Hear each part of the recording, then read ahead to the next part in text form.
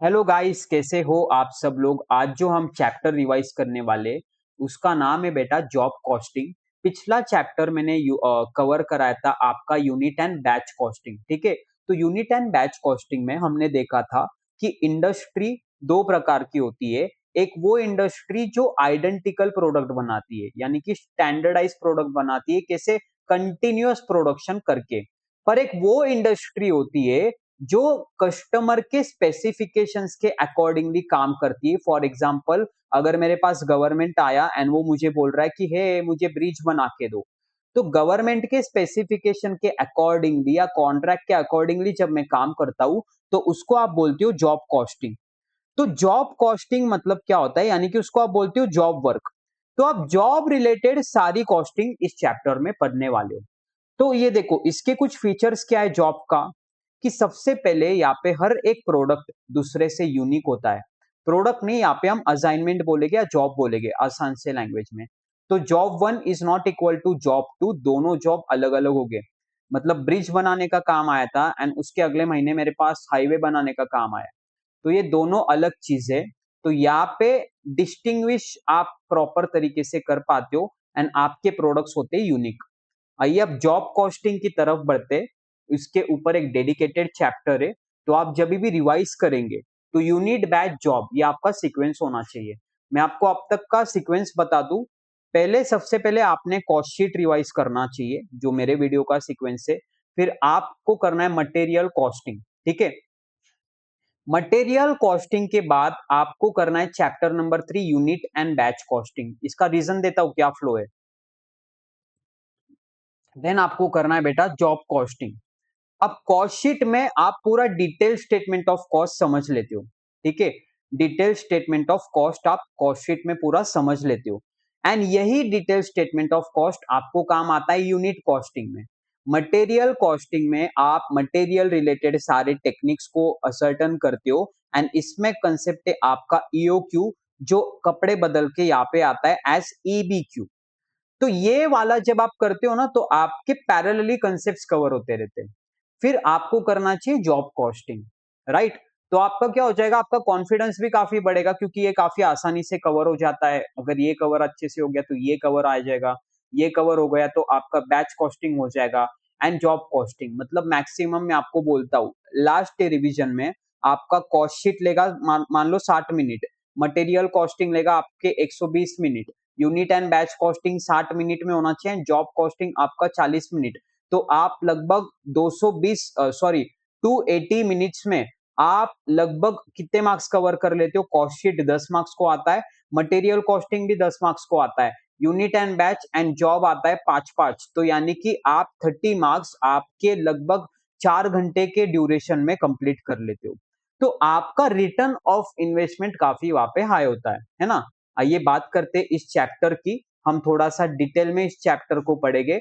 Meaning of job costing, यानी कि job costing मतलब क्या है, मैंने आपको पहले ही बता दिया कि जॉब वर्क होता है जो एक स्पेसिफिकेशन के अकॉर्डिंगली आप काम करते हो एंड जब उसकी आप कॉस्टिंग कर रहे हो तो उसको आप बोलेंगे job costing. The category of basic costing methods where which is applicable where the work consist of separate contract, यानी कि अलग कॉन्ट्रैक्ट या अलग जॉब या अलग बैचेस, जहाँ पे हर एक जॉब अपने स्पेसिफिक ऑर्डर या कॉन्ट्रैक्ट के अकॉर्डिंगली वेरी होता है ना। Principles of job costing theory पे देखो, मैं थियरी क्वेश्चंस पे उतना ही फोकस करता हूँ जिससे मुझे लगता है कि आपके कंसेप्ट अंडरस्टैंडिंग में अच्छे से ग्रास्पिंग हो, है ना। प्रोसेस कॉस्टिंग, प्रोसेस क्या है जॉब कॉस्टिंग। तो सबसे पहले आपको एक सेपरेट कॉस्ट शीट बनाना है एक हर एक जॉब का। तो देखो, इसलिए मेरा फ्लो भी उसी प्रकार से, कॉस्ट शीट आपने पूरा समझ लिया तो आपको यूनिट में भी देखो कॉस्ट शीट है, ठीक है। कॉस्ट शीट का चैप्टर आपको यूनिट में भी यूज हो रहा है एंड जॉब कॉस्टिंग में भी यूज हो रहा है। एक लॉजिकल फ्लो रखा है मैंने, ठीक है। तो यहाँ पे क्या प्रोसेस है, सबसे पहले हम एक कॉस्ट शीट बनाएंगे हर एक इंडिविजुअल जॉब के लिए। हम डिस्क्लोज करेंगे कि हमको उसके लिए मटेरियल कितना लगा है, उसके लिए एम्प्लॉयज कितना लगे, ओवरहेड चार्जेस कितना लगा है, मेरा प्राइम कॉस्ट कितना है, ओवरहेड चार्जेस कितना है, मतलब मैं ग्रॉस फैक्ट्री कॉस्ट यानी कि नेटवर्क कॉस्ट तक मैं अपना कैलकुलेशन करूंगा। पर मुझे एक बात बताना बच्चों, यहाँ पे मैंने लॉजिकली वर्ड क्या यूज करना चाहिए? मैंने कॉस्ट ऑफ प्रोडक्शन बोलना चाहिए अगर आपको कंसेप्ट समझा है, या मैंने नेट फैक्ट्री कॉस्ट बोलना चाहिए अगर आपको कॉस्ट शीट का चैप्टर समझा है, अगर आपको यूनिट एंड बैच कॉस्टिंग समझा है, अगर आपको टाइप ऑफ इंडस्ट्री समझा है, तो आप आंसर देंगे आंसर बी, क्योंकि बेटा कॉस्ट ऑफ प्रोडक्शन हम इंडस्ट्री नंबर 2 के लिए यूज कर रहे हैं। हम यहाँ पे कुछ प्रोडक्शन नहीं कर रहे, हम स्पेसिफिकेशन के अकॉर्डिंगली कोई काम को फुलफिल करके दे रहे। तो आपका नेट फैक्ट्री कॉस्ट तक आप कैलकुलेट कर लेते हो, ये कंसेप्ट के लिए मैंने बोला खाली। आइए आगे बढ़ते। तो आपके पास जॉब कॉस्ट शीट का कुछ फॉर्मेट है, आपको ये रिवाइज करना है, आपको ये फॉर्मेट ही स्टैंडर्डाइज यानी कि इसी फॉर्मेट में आपको job costing related question solve करने हैं।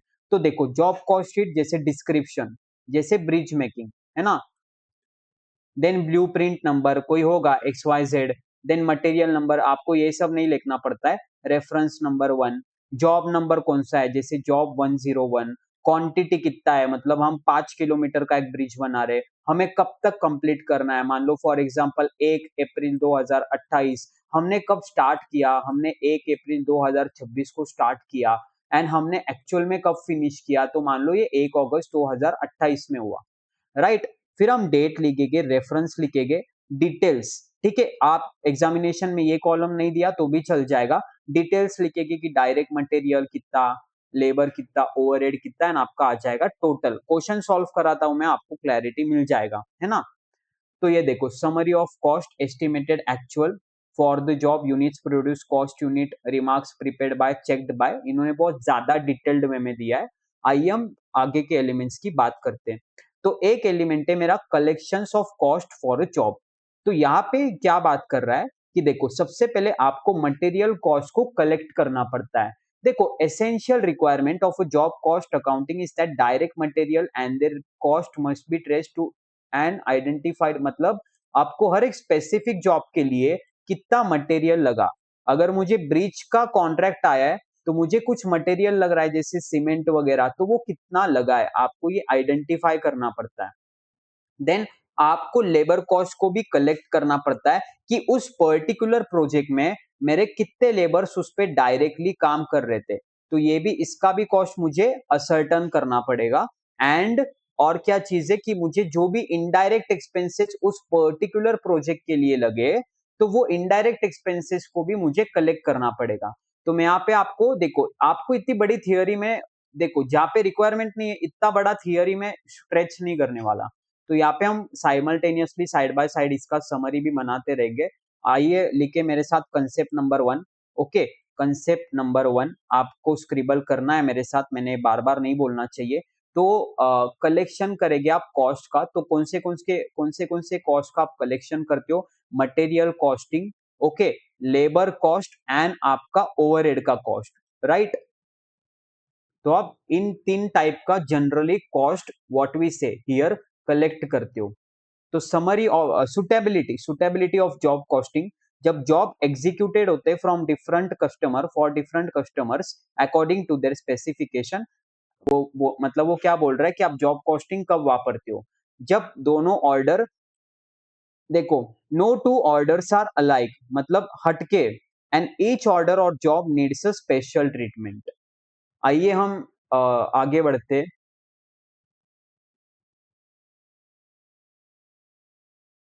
ये मैं प्रैक्टिकल में ही कवर कराना चाहूंगा ये पूरा चीज। अब यहाँ पे देखो, अब यहाँ पे ये एक इंपॉर्टेंट पार्ट है, ये अकाउंटिंग का पार्ट है, वैसे ये आपका एक चैप्टर नंबर 7 है, कॉस्ट एंड अकाउंटिंग सिस्टम्स करके। तो उसके साथ ये वाला पार्ट आपका इजीली असर्टन होता है, पर कुछ एंट्रीज समझ लेना। तो सबसे पहले आप कंट्रोल अकाउंट्स में क्या क्या एंट्रीज करते हो? तो सबसे पहला, अगर आपने कोई मटेरियल को परचेस किया है, ठीक है, तो वो मटेरियल जाएगा किधर? मटेरियल जाएगा मेरा स्टोर्स में, तो stores ledger control account to cost ledger control account. Cost ledger control account मतलब जिससे पैसा मेरा आउटफ्लो हो रहा है। For the value of direct material issued to the job, अब स्टोर से बेटा डायरेक्ट मटेरियल मैंने इशू किया है जॉब पे, तो WIP में जाएगा, क्योंकि वो अब तक बना नहीं, अब तक चल रहा है, तो वर्क इन प्रोसेस, और कहां से जाएगा? स्टोर से जाएगा। तो मैं आपको एंट्री दिखा रहा हूं, राइट। मेरे साथ एंट्रीज लिख लेना, आइए मेरे साथ एंट्रीज लिख लेते अपन फटाफट।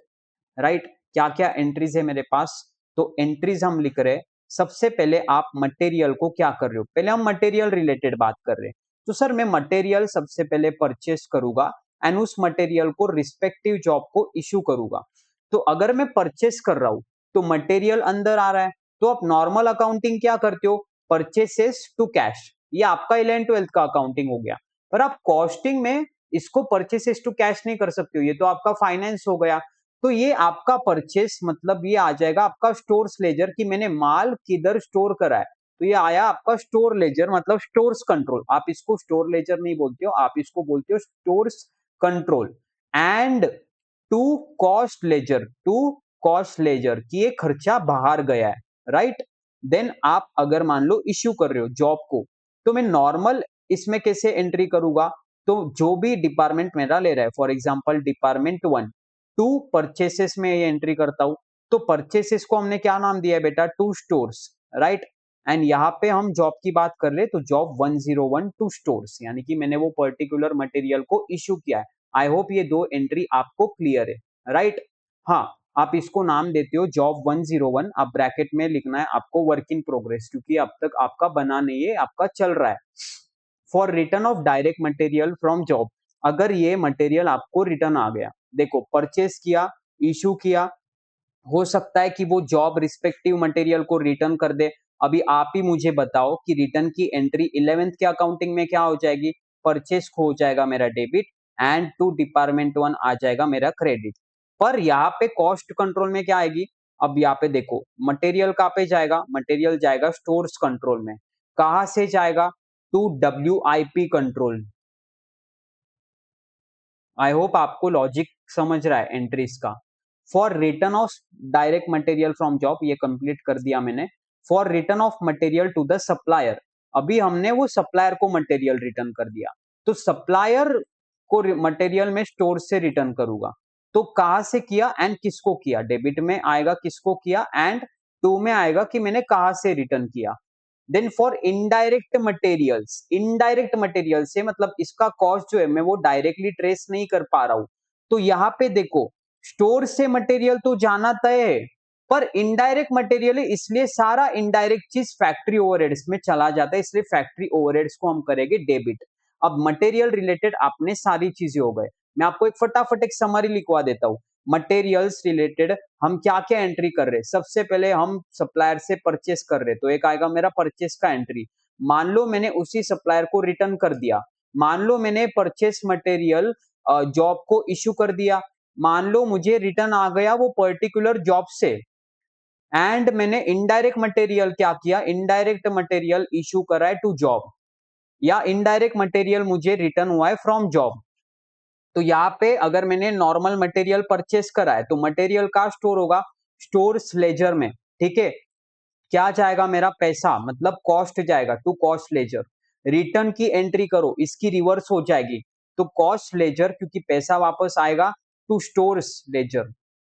पर अगर मैंने लिया हुआ मटेरियल जॉब को इशू किया है, तो स्टोर्स हो जाएगा खाली एंड डेबिट में वो WIP में चला जाएगा।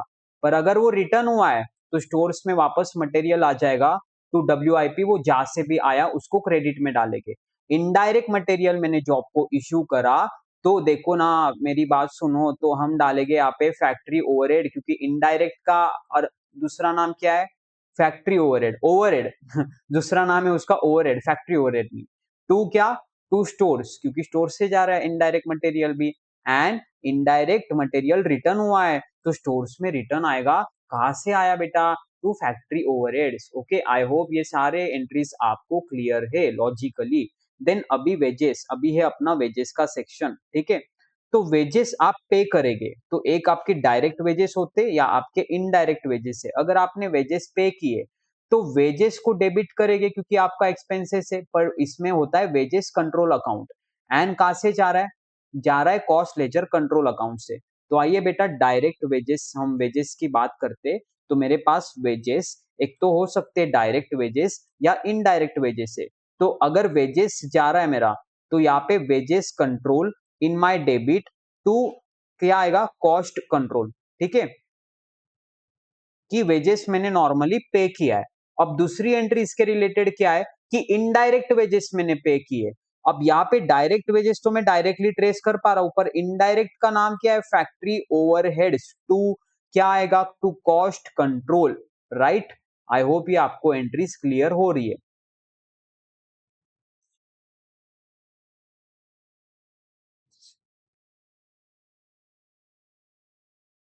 अच्छा, for wages paid and for wages paid off मैंने इसका लिया, for wages paid off indirect. पर एक और उन्होंने कवर किया for direct wages incurred on job, कि कोई पर्टिकुलर जॉब पे कोई वेज इनकर किया है। ओके, तो पर्टिकुलर जॉब पे तो obviously W I P to wage control, ठीक है, डब्ल्यू आई पी आएगा टू वेज कंट्रोल। ये एंट्री को आप ग्रीन हाईलाइट करेंगे क्योंकि आपको ये वाला क्लिक नहीं होगा मेरे हिसाब से, क्योंकि आप बोलेगे कि डब्ल्यू आई पी क्यों आएगा डेबिट में, डब्ल्यू आई पी डेबिट में आएगा क्योंकि डब्ल्यू आई पी को वो जा रहा है, यानी कि डेबिट द रिसीवर, ठीक है। एंड टू वेज कंट्रोल मतलब अपन उसको क्या दे रहे, अपन उसको वेजेस दे रहे। For any indirect expenses paid, अगर इनडायरेक्टेड है, इनडायरेक्ट एक्सपेंसेस है, तो एक्सपेंस मेरा डेबिट नेचर है, तो ओवरहेड कंट्रोल पर factory overhead to cost ledger control. For charging overheads to job, अगर ये ओवरहेड्स को लगा रहा हूं मैं ये जॉब्स को, तो obviously work in process to factory overheads. Then for the total cost of jobs completed, तो इसमें डेबिट करेगी cost of sales to work in progress control account, and the balance of cost of sales account is transferred to costing profit and loss account for such transfer। मतलब आपने cost of cell को cost and profit and loss में transfer करा, तो obviously COS जहाँ पे आपका debit में था वो क्रेडिट में जाएगा, एंड जिसको ट्रांसफर किया वो आपका डेबिट में आएगा।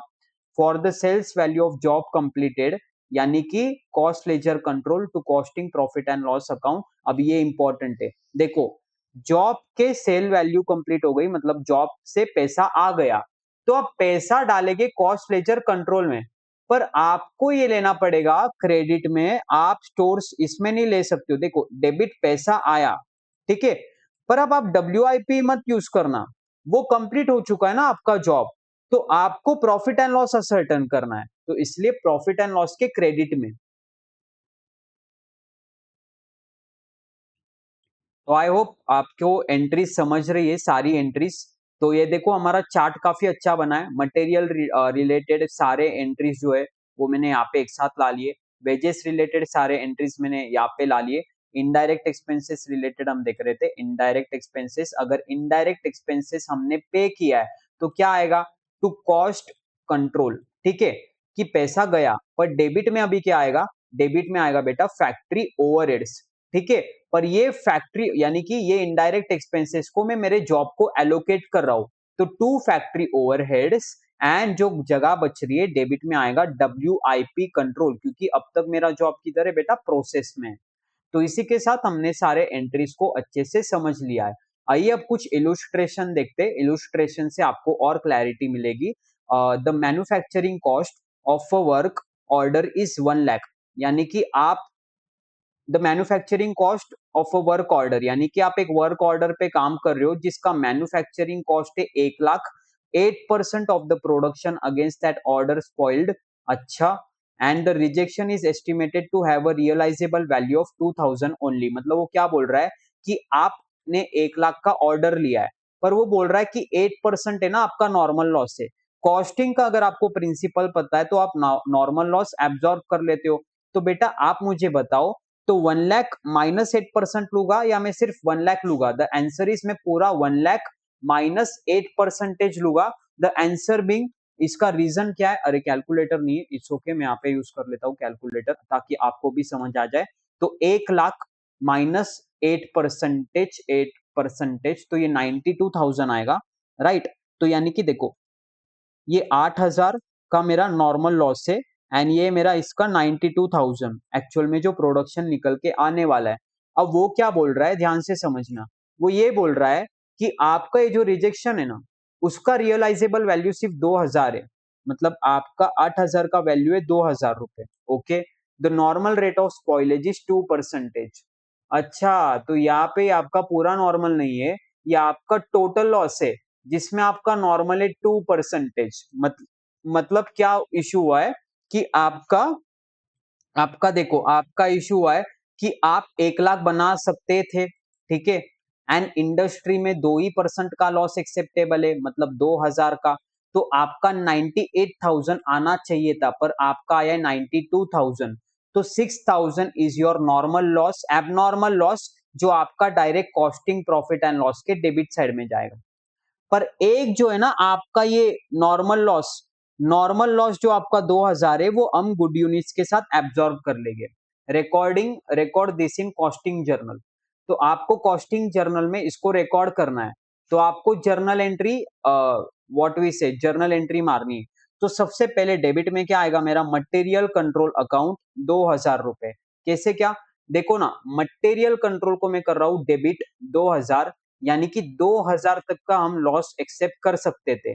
ओवरहेड कंट्रोल है मेरा 1500 रुपए, तो ओवरहेड कंट्रोल है मेरा 1500 रुपीज। कैसे, अब यहाँ पे देख लेना, देखो एक्चुअल लॉस है आपका 8% मतलब आपका 8000, एंड नॉर्मल लॉस है आपका 2% मतलब 2000, एबनॉर्मल है आपका 6000। The rejection as a realisable value of 2000, obviously इसकी रियलाइजेबल वैल्यू है 2000, तो ये आपको डिस्ट्रीब्यूट करना पड़ेगा 2000 एस टू 6000 में, ठीक है, यानी कि 2 एस टू 6 में। तो अकॉर्डिंगली ये फिगर्स आ रहे 1500 एंड 4500, राइट। ये नॉर्मल लॉस का फिगर है ना, ये आपका देखो ना, ये इसका ऐड करो, ये 6000, तो टू डब्ल्यू आई पी यानी कि वो रिस्पेक्टिव जॉब को हम क्रेडिट कर देंगे 8000।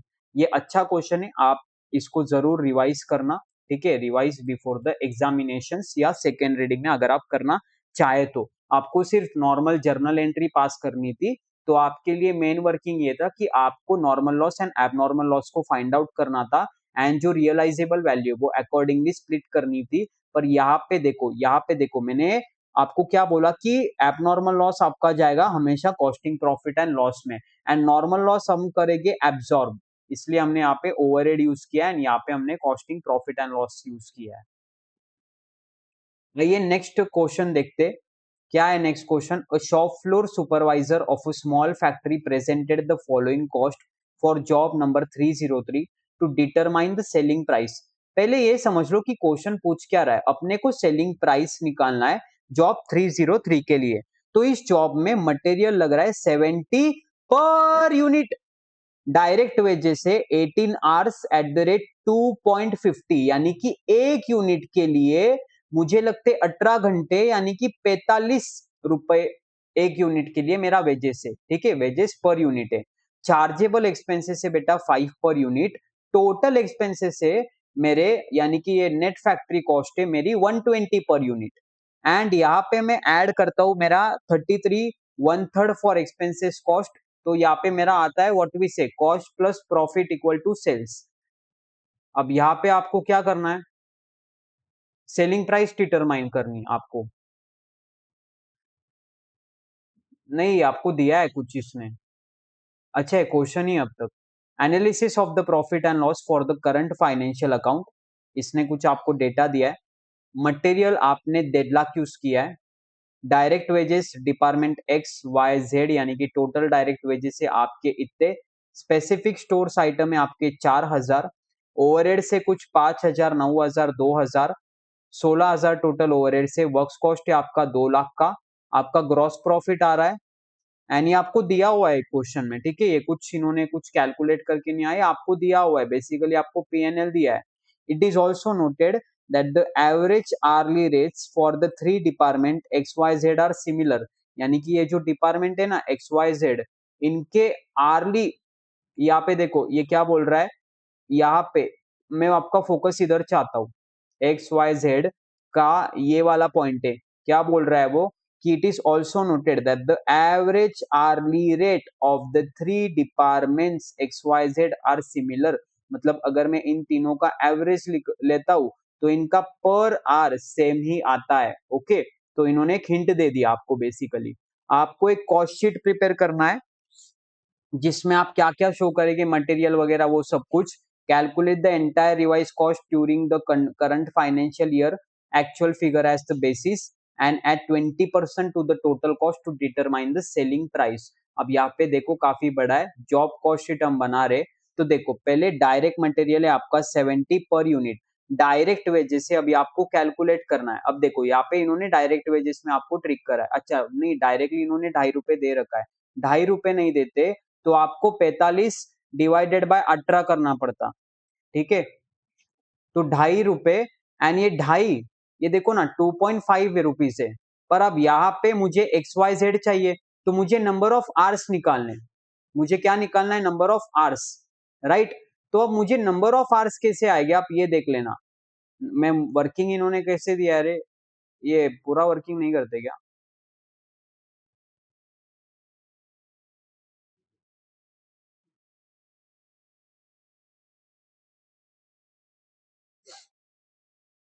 अच्छा देखो यहाँ पे नंबर ऑफ आवर्स भी इन्होंने दे रखा है यार, डिपार्टमेंट एक्स में 8 घंटा, डिपार्टमेंट वाई में 6 घंटा एंड डिपार्टमेंट जेड में 4 घंटा। तो number of hours into rate मैंने किया नॉर्मल तरीके से। तो इस क्वेश्चन में ट्रिक क्या किया है उन्होंने, काफी बड़ा क्वेश्चन है, मुझे लगा कुछ ट्रिक क्या रहेगा, ये तो काफी आसान सा है। चार्जेबल एक्सपेंसेस 5 पर यूनिट ये भी दे रखा है। हम्म,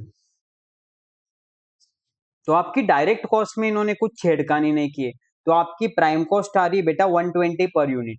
अब यहाँ पे ओवरहेड से, हाँ अब देखो ओवरहेड से आपके, ओवरहेड्स के बारे में वो क्या लिख रहा है, ओवरहेड्स के बारे में मैं सबसे पहले देख लेता हूँ कि यहाँ पे देखो ओवरहेड्स मेरे कहाँ पे, ओवरहेड्स से मेरे 5,000, 9,000 एंड 2,000, ठीक है, 5,000, 9,000 एंड व्हाट वी से 2,000।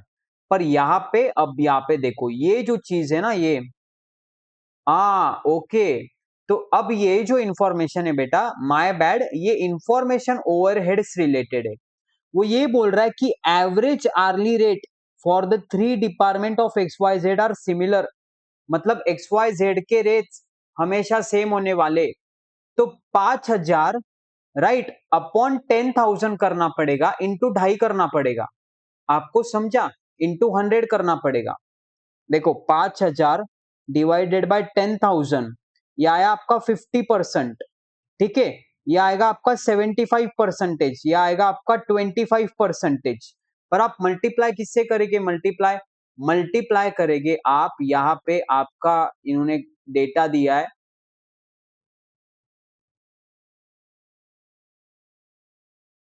ऑफ 20, 15 एंड 10 ना, यानी कि ये देखो बेसिकली ये नंबर ऑफ आवर्स से आपके पर आवर सेम है ना, तो ये देखो 50% ऑफ 20, 75% ऑफ 15 एंड 25% ऑफ 10।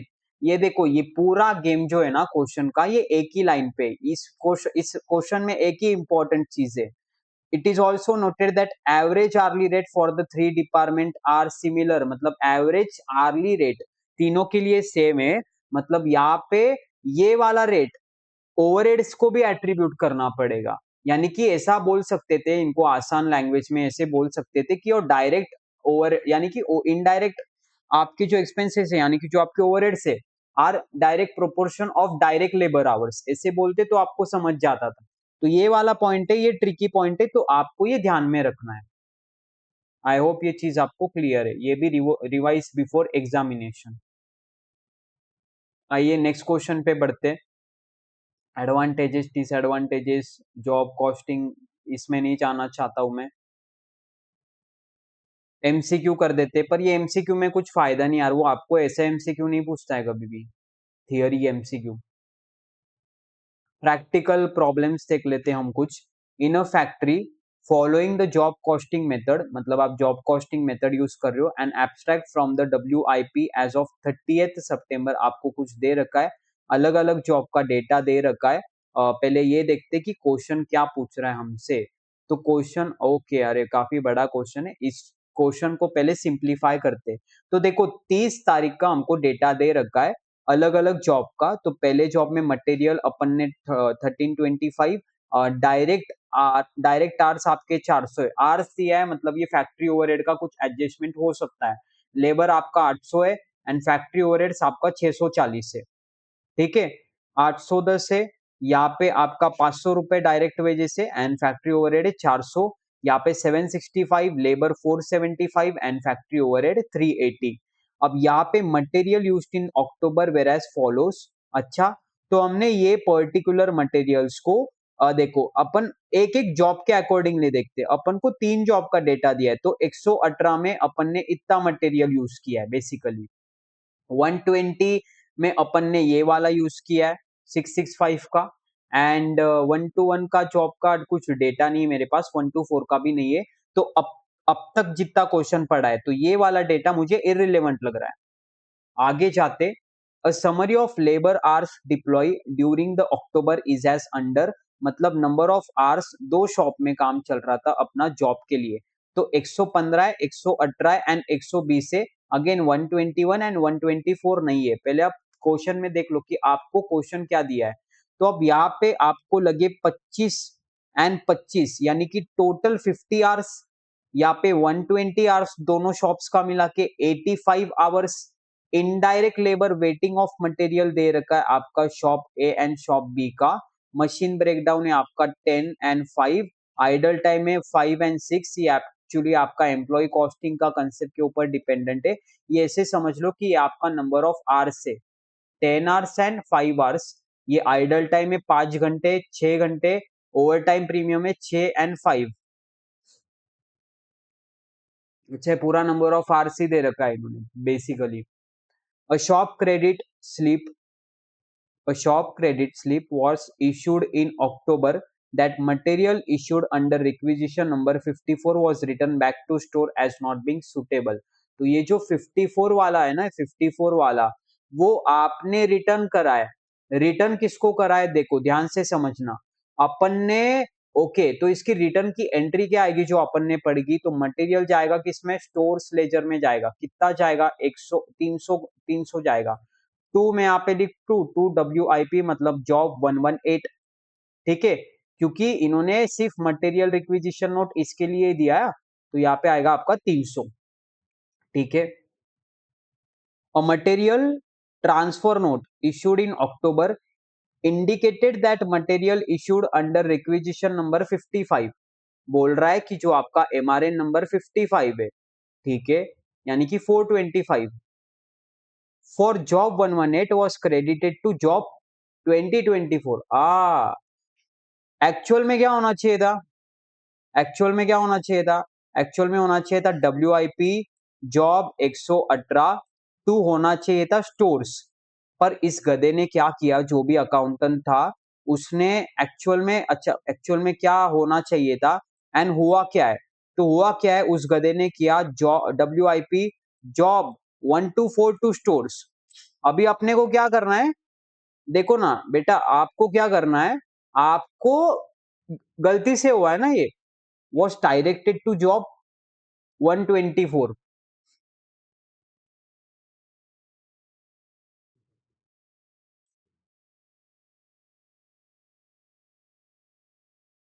यानी कि वो 118 में जाना चाहिए था, वो गया 124 में।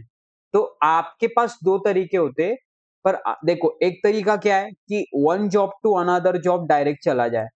तो देखो जॉब 124 WIP, ठीक है, टू जॉब 118 WIP, एंड यही सबसे शॉर्टकट मेथड है रैदर देन कि आप स्टोर्स में माल वापस लाओ एंड स्टोर से वापस इश्यू करो। 4 एंट्री के बदले 2 एंट्री सी अच्छी है। The hourly rate in shop A, next, hourly rate in shop A as per labour hour is 3 per hour, और शॉप भी है 2 per hour. Factory overhead is applied at the same rate as in September. Job 115, 18 and 120 were completed in October. तो hourly rate इन्होंने दे रखा है। Question को हम अच्छे से सिंप्लीफाई करेंगे। यहाँ पे 3 है, यहाँ पे 2 है, ठीक है। The factory overhead is applied at the same rate in September. तो सितंबर में अपन ने फैक्ट्री ओवरहेड कितना अप्लाई करा था। अच्छा, यहाँ पे देखो, यहाँ पे आपको दिया है टोटल अमाउंट, ठीक है। टोटल अमाउंट आपको पर यूनिट का एक रेट निकालना पड़ेगा एंड सेम रेट आएगा आपका अक्टूबर में। मैंने बोला ना डायरेक्ट आर्स दिए ना वेजेस के, तभी मुझे समझ गया कि वहां पे कुछ कीड़े करेगा। You are asked to compute the factory cost of the completed jobs. It is the practice of the management to put a 10% on the factory cost to cover admin and selling overheads and invoice the job to the customer on a total cost plus 20% basis। यानी कि अगर 100 cost आ रही तो 120 आपकी SP होती है। आपको invoice price निकालना है 3 जॉब। मैंने आपको बोला ना, क्वेश्चन में डेटा सिर्फ 115, 118, 120 का पूछा है। अभी अपन उतना क्लियर है, तो अपने को सबसे पहली चीज क्या नहीं लग रही है वो एलिमिनेट कर दो, डायरेक्ट उसको उड़ा दो। 121 नहीं लग रहा मेरे को फालतू का, 124 नहीं लग रहा है मेरे को फालतू का, तो इसको हटा दो, पहले हटा दो, जो नहीं चाहिए वो हटा दो। ये हटा दो, इसको स्ट्राइक ऑफ कर दो, इसको स्ट्राइक ऑफ कर दो। खाली फोकट का आपका दिमाग खराब करेगा ये। ये बढ़ते सॉल्यूशन की तरफ। मैं अभी इतना आपको सॉल्व करके एक एक चीज नहीं दिखा सकता, पर रैदर मैं आपको देखो कॉन्सेप्ट जरूर बता सकता हूँ। तो सितंबर और अक्टूबर हम क्या निकाल रहे, कॉस्ट स्टेटमेंट निकाल रहे कंप्लीटेड जॉब का फॉर द अक्टूबर। तो मटेरियल का इतना है 1325, डायरेक्ट लेबर हमारे 925 है, राइट। फैक्ट्री ओवरहेड से 80% of your direct labour cost, तो 740 आ जाएगा। फैक्ट्री कॉस्ट आ जाएगा मेरा 2990। सिमिलर तरीके से यहाँ पे देखो, जॉब 115 का कैलकुलेट किया, सिमिलर तरीके से जॉब 118 का कैलकुलेट किया, एंड जॉब 120 का कैलकुलेट किया। आपका आएगा ये 2726 टोटल। अब कंप्लीट जॉब का हम एक इनवॉइस प्राइस निकाल रहे हैं। तो ये देखो 115, 118 एंड 120। तो फैक्ट्री कॉस्ट ले लिए तीनों के जो हमारे ऊपर से आए, हमने 10% इसमें एडमिन कॉस्ट ज्वाइन करा, एंड आपका है टोटल कॉस्ट। टोटल कॉस्ट में आपको चाहिए 20% ऑफ योर कॉस्ट। मतलब देखो सिंपल सा है आपका 3289, 3289 प्लस आपका आएगा 20%, तो 657 एंड 3946। ओके,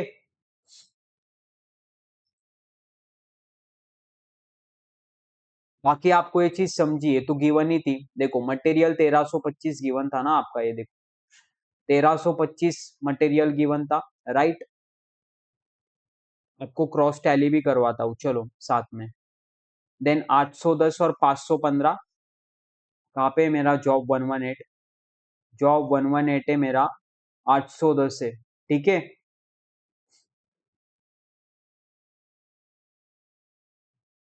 एंड यहाँ पे मेरा 515, समझे।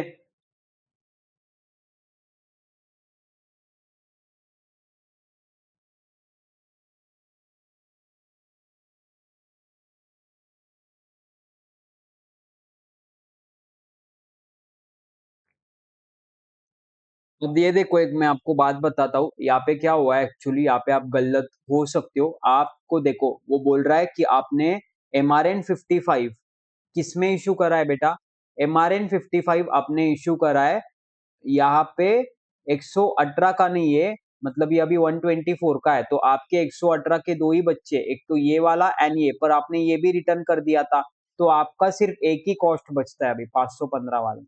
तो एक इंटरप्रिटेशन मेरी भी गलती हो गई, मुझे लगा कि उन्होंने गलत एंट्री मारा है, गलत एंट्री नहीं मारा है उन्होंने, वो विलिंगली ट्रांसफर किया है। तो आपका आएगा वो 515, ठीक है। एंड थर्ड जॉब का मटेरियल आपको दिखा देता हूँ, 765 एंड 665 कैसे आया। तो 765 था आपका इसमें सितंबर में, एंड 665 है आपका यहाँ पे अक्टूबर के कॉलम में। तो ये आएगा ऐसे, इस हिसाब से आपका मटेरियल का आया। अब आपको मैं डायरेक्ट लेबर दिखाता हूँ। तो सितंबर अक्टूबर का चाहिए, तो डायरेक्ट लेबर देखो, डायरेक्ट लेबर सितंबर का तो काफी आसान है, 800 ले लिया, ठीक है। एंड अक्टूबर का कितना आएगा, 115 के लिए रे बेटा, 115 के लिए मेरा आएगा ये देखो 25, राइट, 25 आएगा, ठीक है। एंड यहाँ पे 25 plus 20 plus 10 plus 5 plus 6, 25 hours, ठीक है, प्लस 25 आवर्स, ये पूरा 115 के लिए लग रहा है, तो 50 घंटे। पर यहाँ पे indirect labour waiting of material है, प्लस यहाँ पे 30 प्लस 15 प्लस 11 प्लस 11, तो ऐसे करके आपका आएगा बेटा कितना, 125। सिमिलर तरीके से अक्टूबर का निकल जाएगा, एंड व्हाट वी से जॉब 118 का निकल जाएगा एंड जॉब 120 का निकल जाएगा। फिर factory overheads are your 80% of direct labour cost, तो इसका 80% स्ट्रेट अवे ऐसे करके आपका टोटल फैक्ट्री कॉस्ट आ रहा है। तो आई होप ये चीज अभी आपको क्लियर है। आइए नेक्स्ट क्वेश्चन की तरफ बढ़ते। R's plumbing and fitting limited deals in plumbing material and also provide plumbing services to the customer। 12 अगस्त को क्या हुआ कि इनको एक जॉब ऑर्डर आया एक हॉस्टल के लिए। The work is to be done on the basis of specification, ये हमको पता है। ये फालतू का कचरा है, अब तक का कुछ ही यहाँ पे देखो ना, कुछ इंपॉर्टेंट नहीं है, बकवास है, पूरा पैराग्राफ बस बकवास है ये। डायरेक्ट मटेरियल, एक वेटेड एवरेज मेथड ये यूज करते हैं मटेरियल्स के लिए। तो आपको ओपनिंग स्टॉक दे रखा है। अच्छा, ओपनिंग स्टॉक दे रखा है मेरे को, तो क्वांटिटी रेट अमाउंट में लिख लेता हूँ। एंड यहाँ पे मान लो से डिस्क्रिप्शन है, तो 15 मिलीमीटर, 20 मिलीमीटर। ठीक है, क्वेश्चन को सिंप्लीफाई करना सीखो। फिटिंग मटेरियल्स, फैसुएट, ठीक है, एंड वॉल्व, क्या क्या है आपके पास? 12 यूनिट्स 600, ठीक है, 10 units of 660 each, then 60 into 26 each, then 6 into 24 each and 8 into 404 each। तो ये मल्टीप्लाई करके आपका अमाउंट आ जाएगा। परचेस आपने क्या किया है? अच्छा, तो ये आपका ओपनिंग स्टॉक है। ये क्या स्टोर्स लेजर बोल रहा है क्या मेरे को निकालने को? नहीं, स्टोर्स लेजर नहीं बोल रहा है। इन्होंने परचेस का भी इंफॉर्मेशन दे रखा है, राइट। आपको 18 इसका देखो परचेस का इंफॉर्मेशन है पूरा। एंड इशू, फिर डायरेक्ट लेबर से आपके पास 180 hours at the rate of 50 per hour including 12 hours over time, यानी कि 180 आवर्स से, तो आपके 180 के दो पार्टीशन है, 168 आवर्स एंड 12 आवर्स। पर इसका यहाँ पे 180 आवर्स को पे किया हमने 50 पर आवर्स से।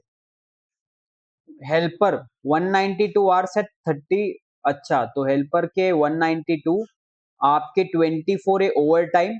तो बेटा बैलेंसिंग कितना आएगा? ये बैलेंसिंग कैलकुलेट करना 168 ही आता है, ठीक है। ओवर टाइम्स एट आर पेड एट 1.5 times of the normal wage rate. तो नॉर्मल वेज रेट है आपके 50, तो इंटू 50 एंड इंटू 50 को पहले 1.5 से मल्टीप्लाई करना, फिर 12 से मल्टीप्लाई करना। सिमिलर तरीके से इंटू 35 एंड इंटू 35 इंटू 1.5 पहले कर लेना, इंटू 24 करना। ओवरहेड्स आर अप्लाइड एट 13 पर लेबर आर। अच्छा, it is the company's policy to price all the order based on achieving a profit margin of 25% on sales price। Working note में मेरे हिसाब से आपको स्टोर्स लेजर बनाना पड़ेगा। ये बहुत घटिया काम किया है इन्होंने, बहुत वाहियात। भाई ऐसा प्रेजेंटेशन मत देना, वेरी बैड वेरी बैड। ना ना ना ना ना ना, ये बहुत बकवास प्रेजेंटेशन है यार।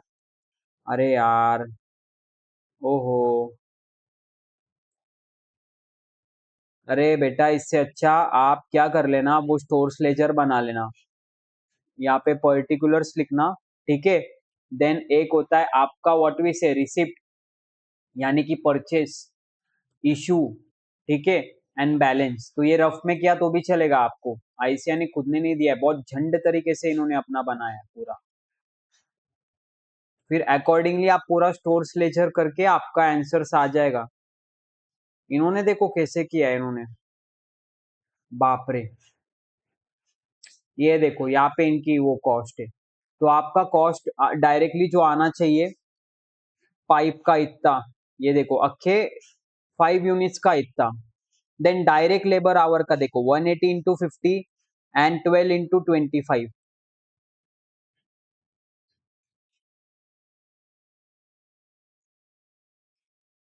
एक मिनट भाई, ये क्या किया है इन्होंने? डायरेक्ट लेबर आवर्स का क्या इंफॉर्मेशन है भाई? इंक्लूड्स 12 आवर्स ओवर टाइम है ना। अच्छा, इन्होंने क्या कैलकुलेशन अलग दिखाया क्या? मुझे एक बार कंफर्म करने देना। देखो, वो क्या बोल रहा है कि आप नॉर्मली 50 पे करते हो तो 168 इंटू 50 लिया, ठीक है, 8400, एंड 50 इंटू 1.5 किया एंड इंटू 12 किया, प्लस आपका आएगा 8400, 9300 है क्या? अरे भाई कितना घटिया प्रेजेंटेशन है। भाई मैं आपको बताता हूँ इन्होंने क्या किया यार। देखो सिंपल आप कैसे कर सकते थे, आपके 180 आवर्स से, जिसमें वो बोल रहा है आपके 168 नॉर्मल है, 12 आवर्स इंक्लूडेड है, तो नॉर्मल रेट क्या हो गया आपका? नॉर्मल रेट हो गया 50, तो 168 इंटू 50 आएगा आपका 4000, 8400, एंड ये इंटू 1.5, तो 50 इंटू 1.5 आता है आपका 75, तो ये आएगा बेटा आपका कितना? 8, सॉरी 900, 900, तो दोनों का मिलाओ ना आपका आता है 9300। पर आईसीआई का प्रेजेंटेशन तो कुछ बहुत ज्यादा वाहियात है। अरे बाप रे, नहीं ये प्रेजेंटेशन मत देखना, वेरी बैड। सेम हेल्पर का भी इन्होंने ऐसे ही किया कांड। अरे भाई कैसे क्या, हेल्पर में 192 माइनस 24, आपके 168 नॉर्मल है, तो 168 इंटू 35, 5880 आएगा, ठीक है, 5880, एंड प्लस आपका ओवर टाइम का रेट कितना है? 35 into 1.5 times into over time कितना किया? 24, तो 1260, प्लस करे इसमें 1260, तो 5880 प्लस 1260 आपका आएगा 7140, ठीक है। तो इन्होंने गलती की है, गलत है, सॉल्यूशन भी गलत है, क्योंकि यहाँ पे बेटा क्वेश्चन में स्ट्रेट फॉरवर्ड जब वो लिख रहा है कि इंक्लूड्स 12 आवर ओवर टाइम, मतलब 180 घंटे में आपके 12 घंटे इंक्लूडेड है, तो आप उसको किसी एडिशनल दिखा रहे हो, ये मुझे नहीं समझ रहा है ना? तो this disclaimer ki this solution is wrong by ICI and presentation is also very different and confusing.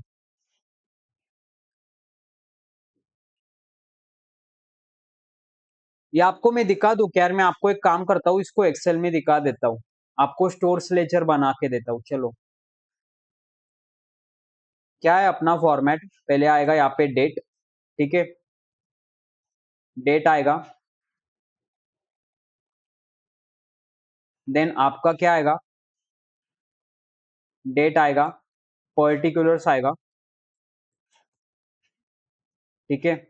या चलो बेस्ट लैंग्वेज में हम लिख देते हैं कि डिस्क्रिप्शन ऑफ मटेरियल क्या है। देन आपका क्या आएगा? एक आएगा आपका रिसिप्ट्स,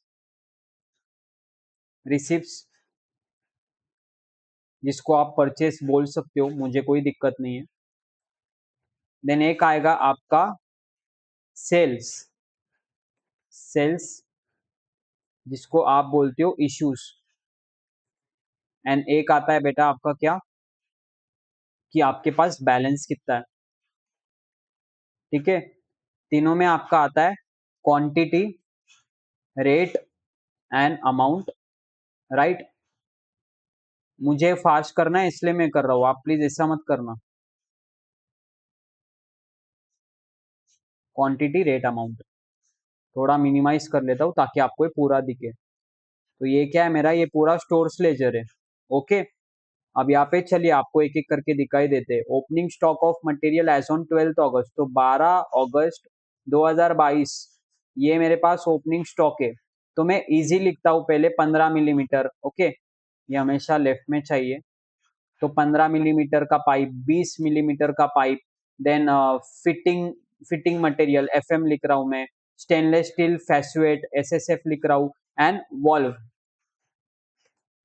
तो यहाँ पे आपके पास ओपनिंग स्टॉक दे रखा है इन्होंने, कितना है ओपनिंग स्टॉक? आपके पास 12 यूनिट है, 10 यूनिट है, 60 यूनिट है, 6 यूनिट है, एंड 8 यूनिट से एक पर रेट, पर यूनिट का रेट दे रखा है 600, 660, आपका 26, इसका है आपका 204, एंड इसका है बेटा आपका 404।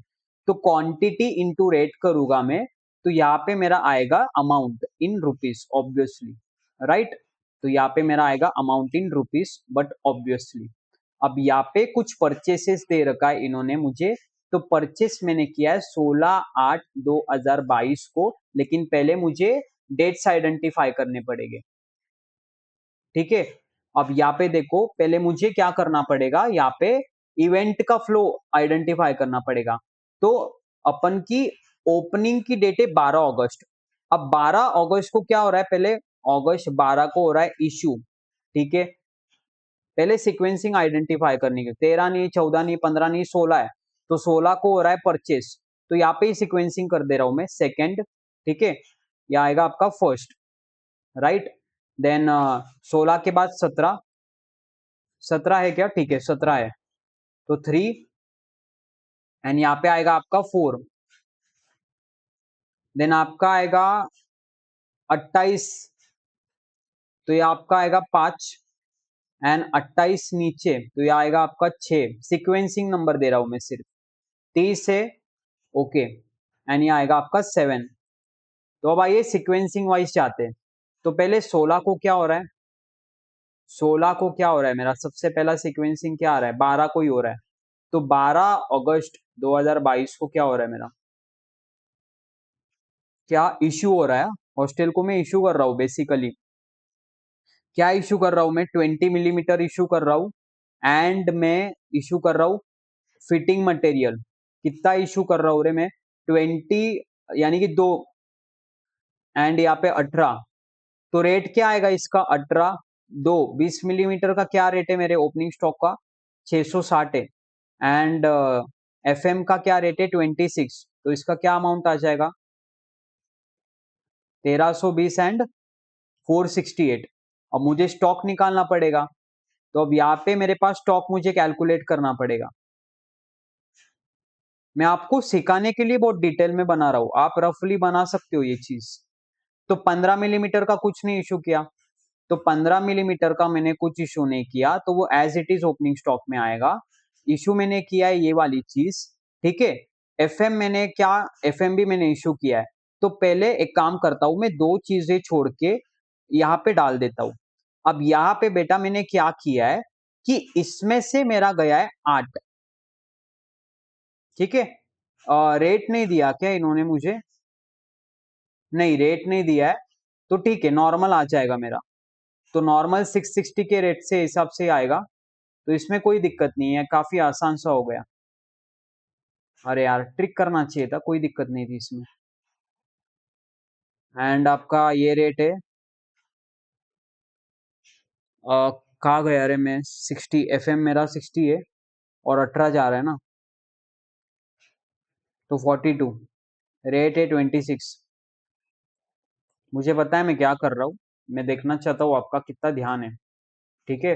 अब यहाँ पे मैंने क्या किया, मैंने ओपनिंग स्टॉक से ही इशू कर दिया डायरेक्ट कॉस्ट पे, राइट। अब यहाँ पे ये देखना, सबसे पहले नीचे जाता हूं मैं सॉल्यूशन नंबर 2 पे, तो यहाँ पे 15 मिलीमीटर का इन्होंने ये रखा है, राइट। अब यहाँ पे इनका जो ट्रीटमेंट है ओ एम जी, काफी ज्यादा शॉक देगा अभी मेरे को ये।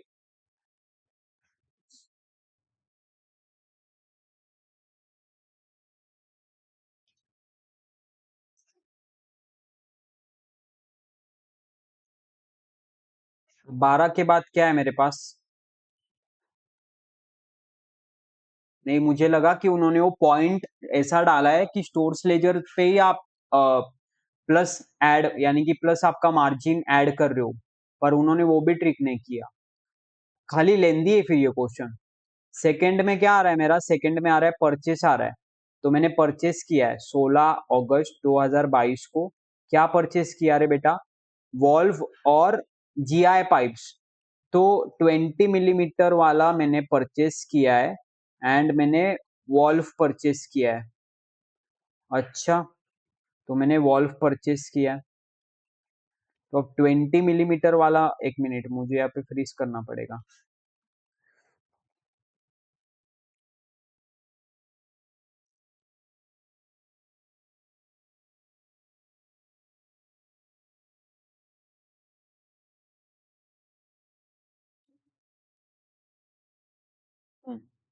तो 20 मिलीमीटर का वॉल्व परचेस किया है मैंने, क्या रेट से, 30 × 6 110 इंच, तो इसकी अमाउंट आएगी मेरे पास लगभग 18,300, ओके। तो अभी स्टॉक निकालना पड़ेगा मुझे वापस, तो स्टॉक मेरे पास ये पूरा है,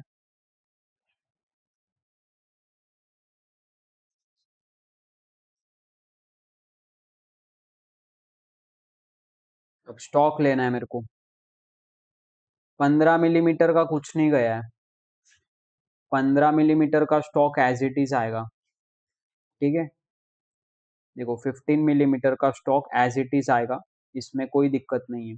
पहले जो स्टॉक एज इट इज है ना, आपको वो लिखना चाहिए। आप एक्चुअली क्वेश्चन बहुत ज्यादा लेंदी, मैं धीरे धीरे कर रहा हूँ पर्पसली। देन उसके बाद छेड़खानी हमने किसमें की है इस बार? हमने की है लगभग 20 और 15 में, राइट। हमने परचेस क्या क्या करा है रे? परचेस हमने वॉल्व करा है। अच्छा, यहाँ पे वॉल भी परचेस करा है ना मैंने, तो वॉल भी ऐड करना पड़ेगा। तो वॉल भी परचेस करा है भाई, वॉल भी परचेस करा है। Oh, valve. तो वॉल्व कितना परचेस करा है मैंने? 10 units of valve at 402 each. इसका आंसर आएगा बेटा 10 × 402, 4020। ठीक है, तो अभी मुझे स्टॉक इन करना है, मतलब बैलेंस निकालना है वो दिन का। तो यहाँ पे देखो ये 12 है, 20। ठीक है, 20 पे मैंने छेड़खानी की है। ठीक है, तो मैं 20 को बाद में लूंगा। अब यहाँ पे एफएम में मैंने, एसएसएफ में मैंने कोई छेड़खानी नहीं की, उसको एज इट इज लूंगा। अब यहाँ पे देखो, देखो यहाँ पे देखो, ध्यान से देखो। 8 मेरे पास थे, अब मैंने उसमें क्या किया, मैंने 30 और ऐड किए। ठीक है, तो ये हो गए 38। पर अब यहाँ पे ये अमाउंट कितनी बेटा मेरी? मैं वेटेड एवरेज कॉस्ट यूज कर रहा हूं, तो 5280 प्लस 18300। एंड अब मुझे डिवाइड करना पड़ेगा 38 से, तो इसका इफेक्टिव कॉस्ट कितना आएगा? अब 23,580 का ये कॉस्ट कितना आएगा? 23,580 डिवाइडेड बाय 38, तो 620.53। ये मेरी रिवाइज्ड प्राइस हो गई। ठीक है, ये 20 मिलीमीटर का आया ना? 20 मिलीमीटर का आया क्या? देखो, अगर मुझे दिखा ना कि अपना आंसर इनके समान आ रहा है, मैं आपको तुरंत दिखा देता हूँ। मेरे को 20 मिलीमीटर का चाहिए।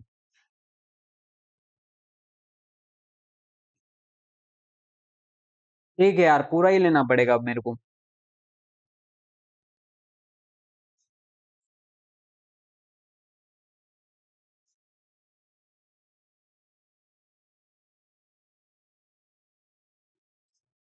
हाँ, इतना बड़ा क्वेश्चन छेपा यार इन्होंने।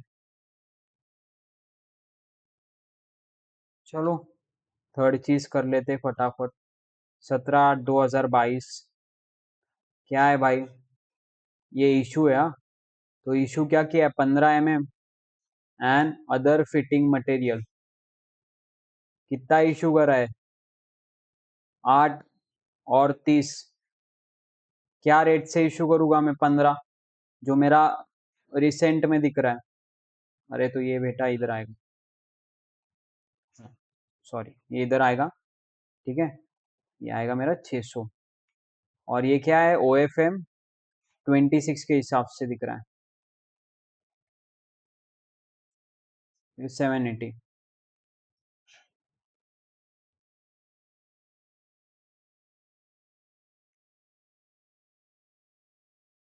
यहाँ पे वापस मुझे बैलेंस स्टॉक देखना पड़ेगा। ठीक है, बैलेंस स्टॉक मुझे वापस लाना पड़ेगा एज ऑफ 17/8/2022। क्या क्या है मेरे पास बैलेंस स्टॉक में? मेरा लाइन कहाँ से शुरू हो रहा है बेटा? लाइन मेरा शुरू होता है 15 से वॉल्व, 15 से वॉल्व। तो बैलेंस स्टॉक निकालना है मुझे। तो 12 - 8, यानी कि 4 ही बच्चे, 600 के हिसाब से। 20 मिलीमीटर वाले 38, 620.53 के हिसाब से। एफ एम है मेरे पास, ओ एफ एम है मेरे पास 12, 26 के हिसाब से। 12 कैसे आ रहे? 42 - 30। ठीक है, समझा? एस एस एफ है 6, 204 के हिसाब से। और वॉल्व है, देखो कुछ ना कुछ गलती से छूट ही आ रहा है यार मेरे से जीवन में। ये देखो, यहाँ पे हो जाएगा ये 18। यहाँ पे इसका कॉस्ट आएगा दिस प्लस दिस, एंड हम इसको डिवाइड करेंगे अभी, दिस डिवाइडेड बाय दिस। तो 402.89। तो वॉल्व है मेरा 402.89, 18 यूनिट्स। निकालो रे बैलेंस स्टॉक।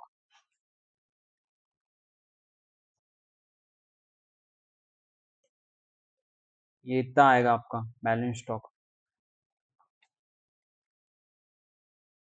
ये आखे आपके ट्रांजैक्शन कितने बाकी है अपने, और 18 बाकी है।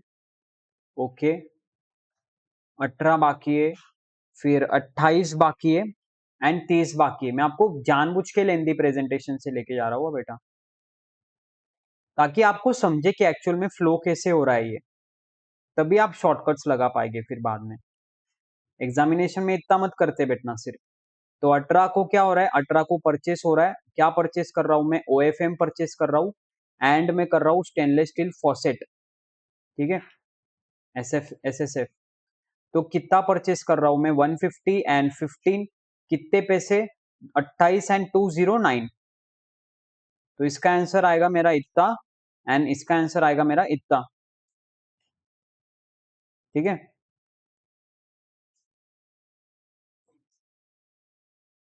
अब यहाँ पे मुझे बैलेंसिंग स्टॉक निकालना है। बैलेंसिंग स्टॉक कैसे आ रहा है मेरा, वॉल्व से लेके 15 से लेके वॉल्व, तो 18/8 का बैलेंसिंग स्टॉक मेरे पास ये रहा। आपको मैंने स्टोर्स लेजर नहीं सॉल्व कराया था ना मटेरियल कॉस्टिंग में, तो इसलिए यहाँ पे करा रहा हूँ मैं आपको। तो मेरे पास अब बैलेंसिंग स्टॉक किसका है, किसका कितना है। तो 15 के स्टॉक में हमने कोई छेड़खानी नहीं करी, तो 4 यूनिटें हमारे पास 600 के हिसाब से। फिर उसके पास 20 के हमारे पास 38 किसके 620.53 के हिसाब से। फिर एफएम, एफएम हमने बाय किया है अभी, एफएम हमने बाय किया है, तो 12 और 150 हो जाएंगे 162, ठीक है। 150 यूनिट्स बाय किए, 12 ऑलरेडी थे। अब यहाँ पे कॉस्ट देख लेना, 12 की कॉस्ट थी इतनी, नए वाले परचेस की कॉस्ट है इतनी, तो मेरा वेटेड एवरेज के हिसाब से नया रेट क्या आएगा बेटा, नया रेट आएगा मेरा इतना 27.85। एसएसएफ किया है मैंने बाय, तो एसएसएफ था पहले मेरे पास 6, अब मैंने बाय किया है 15, एंड पहले की कॉस्ट थी 1224, अब उसमें मैं ऐड करूंगा 3135, तो my net effective cost of SSF should be 207.571। इसको भी मैं रेड कर देता हूँ। जहाँ जहाँ पे भी वेरिएशन हो रहा है मैं आपको सिर्फ वही चीजें दिखाना चाहता हूँ। एंड वॉल्व, वॉल्व अपने पास 18 है 402.89 के हिसाब से, एंड आपकी वॉल्व की प्राइस है इतनी, 18 इंटू दिस।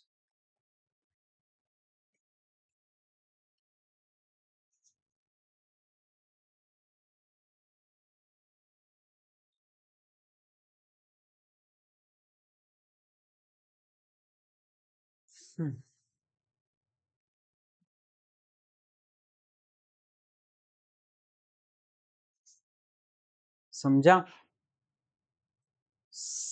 समझ रहा है क्या आपको, आई होप आपको समझता होगा ये सब कुछ। 18, फिर आपके अपने पास अभी चलो ज्यादा नहीं बचा है, 27 बाकी है। तो 27 में मैंने क्या परचेस किया है, 15, तो 27/8/2022 को मैंने 15 mm, ठीक है, 15 mm बाय किया है, 20 mm बाय किया है, एंड वॉल्व बाय किया है। कितना कितना बाय किया है कोई मुझे बताए, 35, 20 यूनिट्स एंड 14 यूनिट्स। क्या रेट पे बाय किया है रे बेटा मैंने, 628, फिर 660, फिर 424। तो इसकी total purchase price, can anyone please calculate for me. इतना आना चाहिए आपका टोटल परचेस प्राइस। अब वापस चलो स्टॉक लो। ये खेलने का लग रहा है अपने को काफी अभी। क्या स्टॉक है आपका, आपका स्टॉक है 15 से लेके वॉल्व तक, 5 स्टॉक्स है आपके पास। तो 27/8/2022 का क्लोजिंग आप निकाल रहे हो, आपका क्लोजिंग कुछ इस हिसाब से बनता है। अब यहाँ पे आपके पास कितने थे, आपके पास 4 थे, अब अपन ने परचेस किया है 35, ठीक है। पर आपके पास 15 ये रेट था पहले, अब इसमें ऐड करना है आपको ये वाला रेट, एंड फिर आपको डिवाइड करना है नंबर ऑफ यूनिट से, तो आएगा आपका net revised rate that is 625.13, right. फिर 20 mm का निकालो बैलेंस। 20 mm कितने थे मेरे पास? 38 थे, तो 38 में ऐड करूंगा 20 परचेस के, एंड यहाँ पे मुझे दिख रहा है ये वाला अमाउंट प्लस मुझे करना पड़ेगा दिस वाला अमाउंट, ये आएगा मेरा इतना, एंड डिवाइड बाय करूंगा मैं 36, तो मेरा वेटेड एवरेज कॉस्ट इज कितना? 634.14। एफ एम कितना है मेरे पास? एफ एम मेरे पास है 162, रेट है 27 पॉइंट बेटा 854512। फिर उसके बाद S S F as it is है 21207.57 है, ठीक है। करो ये कितना आएगा? 4358.97, मतलब 4359 राउंडेड ऑफ। वॉल्फ था 18, बाय किया मैंने 14, रेट थी वॉल्फ की पहले 7252.02 समथिंग, एंड अब नया रेट है मेरे पास F38 मतलब 5936। तो रिवाइज्ड रेट कितनी आएगी मेरी? रिवाइज रेट आएगी मेरी इतनी, रेड मार्क कर रहा हूं मैं, ये सारे वेटेड है, रेड मतलब पूरा वेटेड है। अब चलिए थोड़ा सा ही गेम बाकी, ज्यादा कुछ बाकी नहीं, अपन ने काफी पेशेंस दिखाया इस क्वेश्चन में, पर्पसली मैंने आपको इतना लेंदी पढ़ा है ताकि आपको कभी स्टोर्स लेजर का क्वेश्चन आए तो आपको इसका अच्छे से लॉजिक समझ में आए। सिक्स्थ अब लास्ट वाला गेम है, 28/08/2022। क्या है भाई? तो 20 mm मैंने इशू करा है, 15 mm मैंने इशू करा है, OFM other fitting material issue करे, एंड वॉल्व मैंने इशू करे। तो बेटा कितने कितने क्या क्या इशू करे मैंने? 2, 10, 34 एंड 6। तो अब रेट क्या लूंगा मैं? ऑब्वियसली जो रिसेंट में दिख रहा है, तो कितना रेट दिख रहा है रे 20 mm का? 20 mm का दिख रहा है मेरा 634.14, और 15 mm का रेट दिख रहा है 625.13, एंड OFM का रेट दिख रहा है मेरा 27.85, एंड वॉल्फ का दिख रहा है बेटा, वॉल्फ का कितना दिख रहा है कोई मुझे बता सकता है क्या? 412.13।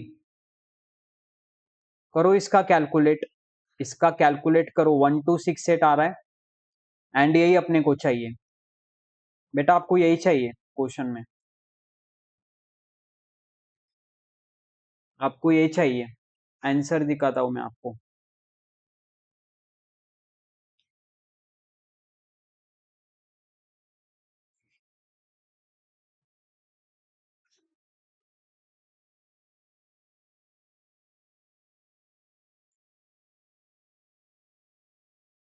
क्लोजिंग स्टॉक आपको दिखाओ क्या? जरूरत नहीं लग रही मेरे को।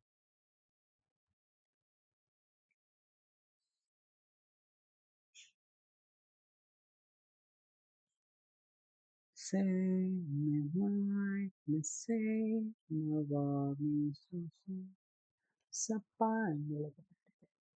मैच करके दिखाओ क्या मेरा आंसर और इनका आंसर? अभी आपको नहीं समझेगा, आपको मिलेगा जादू। 11051 पॉइंट आपका आना चाहिए, एग्जैक्ट मैच करके दिखाता हूँ, 0.28, ठीक है।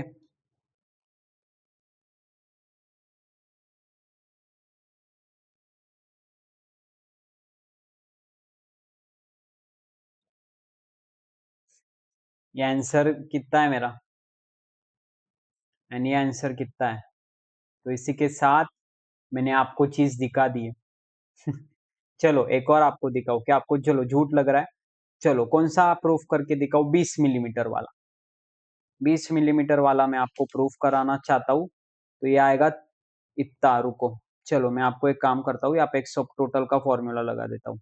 ये एक्सेल जिसको आता है ना वो वही समझ पाएगा कि मैंने कैसे किया है। इक्वल टू सब टोटल, ठीक है। आपको 9, ये पूरा का एडिशन चाहिए मुझे, क्योंकि मुझे सिर्फ सेलिंग प्राइस का ही चाहिए। क्लोजिंग स्टॉक तो मैं पर्पसली आपको दिखा रहा था रे, आपको समझा क्या? क्लोजिंग स्टॉक में आपको जानबूझ के दिखा रहा था बेटा। चलो आपकी ये वाली भी टोटल मैच होनी चाहिए, ऊपर वाली 18307.26। चलो आपको मैच करके दिखाते सब कुछ। तो देखो पहले 15 mm की बात कर रहे हैं, कितना है? 110.5, 11,051.30 है क्या? Answer is yes. अब बात कर रहे हम किसकी, 20 mm की। ये रियल लाइफ में ऐसे ही चलता है, फिल्टर लगा के काम चलते। 2588.28 आ रहा है मेरा। ओ एम जी, इतना एक्यूरेट कैसे क्या। अब ओ एफ एम आ रहा है, एफ एम और ओ एफ एम एक ही है क्या?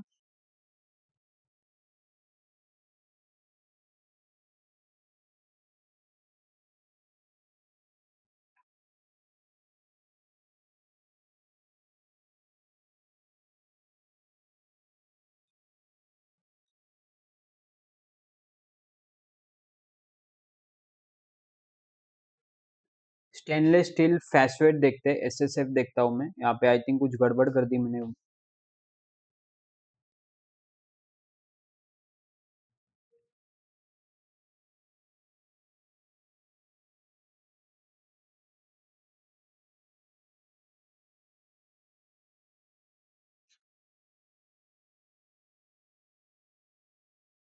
हाँ, रुको, आई थिंक क्या बैलेंसिंग निकालना पड़ेगा क्या मेरे को? अरे यार रुको यार, एक मिनट, मैंने क्या किया, ये मैंने क्या किया है। 15 mm है ना, तो यहाँ पे 39 -2।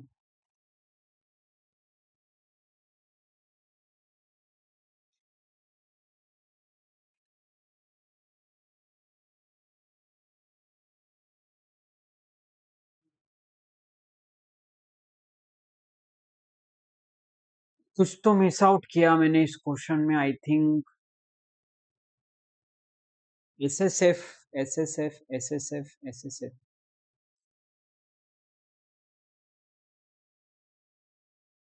अरे यार, ये इशू किया है इन्होंने, ओ एम जी। अरे यार एक मिनट, मेरे से गड़बड़ हो गई बेटा। मैंने 30 का नहीं कंसीडर करा है। ओके, ये देखो 6 और 7 थे ना, तो 30 अपना ये वाला छूट गया गलती से। मैं वही बोला, ऐसे कैसे हो सकता है ये। ओ एफ एम आ रहा है मेरा 6 यूनिट्स, 60 यूनिट्स। तो 60 यूनिट्स किसके रेट के हिसाब से करूँगा? 27.85। ठीक है। अल्टेचेन, अबे भाया, अल्टेचेन currency. And S S F किया रहेगा, ऑब्वियसली एस एस एफ किया है इन्होंने 15। गलती से मेरे से क्वेश्चन का डेटा छूट गया, very unintentional mistake from my side. I am sorry. 207.57 में वही बोला कि ऐसे तो होना नहीं चाहिए, क्योंकि मैंने कंसेप्ट तो सही समझा है। अब अपना बिल्कुल सही आएगा। रुको बेटा, फॉर्मूला थोड़ा रिवाइज करना पड़ेगा इस केस में मेरे को। 140, 150 करना पड़ेगा। अब ये देखो आपका कितना आ रहा है, 23,091। 23,091 आपकी आ रही टोटल। ठीक है। अब चलो हर एक मटेरियल का आपको मैं प्रूफ करके दिखाता हूँ।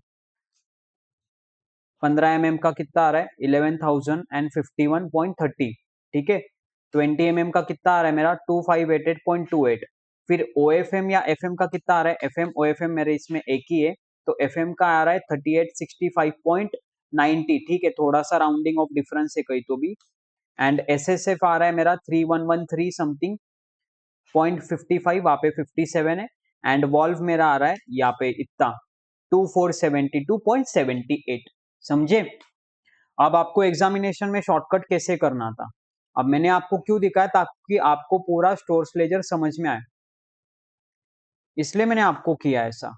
पर अगर आपको एग्जामिनेशन में शॉर्टकट लेना है, तो देखो ना यार, आपको ये देखो आपको क्या करना है। फिर आपको वहां पे क्लोजिंग स्टॉक नहीं लेना है, हर एक चीज का नहीं लेना है। जैसे फॉर एग्जांपल यहाँ पे पहले इसमें क्लोजिंग स्टॉक ले लिया, दूसरे इसमें मैंने ये किया, तो ऐसे आप शॉर्टकट लगा सकते हो। ये पूरा इतना हर बार क्लोजिंग स्टॉक का देने का आपको इंपॉर्टेंट नहीं है। फिर सिर्फ आपके रेड रेड वाले आने चाहिए, मतलब जो आपके रेड वंस है ना, वही आने चाहिए। मैं आपको एक एग्जांपल दिखा देता हूँ। फिल्टर बाय कलर, ये बस इतना ही आना चाहिए था आपका। I hope this thing is clear to you. तो इसी के साथ ये चैप्टर मेरा पूरा कंप्लीट होता है। कुछ केस स्टडी है क्या? ओके, तो कंप्लीट होता है इस चैप्टर में, कुछ था नहीं ज्यादा। एंड आई थिंक इसमें सिर्फ क्वेश्चन सॉल्व कर लेना यार, सारे क्वेश्चन अच्छे लग रहे हैं मेरे को तो इसमें। ये वाला क्वेश्चन नहीं इतना कुछ खास नहीं था, पता चल जाता था। एंड बस स्टोर्स लेजर के कंसेप्ट पे एक बार देख लेना, चाहे तो प्रैक्टिस कर लेना, कोई दिक्कत नहीं है। ठीक है? Thank you so much for watching.